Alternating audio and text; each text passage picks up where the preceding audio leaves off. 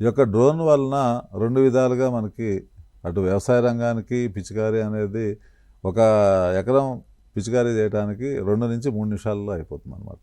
అంటే ఒకసారి ఒక డ్రోను ఒక ఒక 100 ఎకరాలు ఉన్నా కానీ మనకు ఒక రోజులో దాన్ని పూర్తిగా పిచికారీ చేసుకునే అవకాశం ఉందన్నమాట.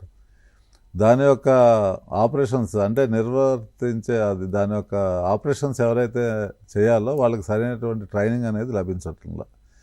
డ్రోన్ తీసుకోవడానికి చాలామంది ముందుకు వస్తున్నారు కానివ్వండి, దానికి సంబంధించినటువంటి శిక్షణ అనేది యువతకి చాలా తక్కువగా ఉన్నది.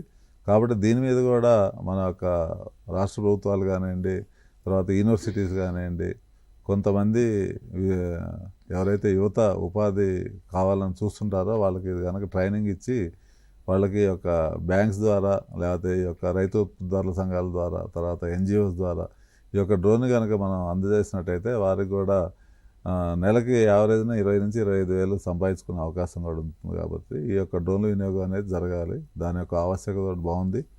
రానున్న రోజుల్లో డ్రోన్ అనేది వినియోగం ఇంకా పెరుగుతుంది. అటు ఉద్యాన పంటలకు కూడా ఇప్పటివరకు అయితే ఈ యొక్క డ్రోన్ విధానంలో పిచికారీ చేయడం లేదు కానీ రానున్న రోజుల్లో ఈ యొక్క డ్రోన్ వ్యవస్థ అనేది కూడా వ్యవసాయ రంగంలో అలాగే మన హార్టికల్చర్ పంటల్లో కూడా చాలా వినియోగంలోకి రానుంది.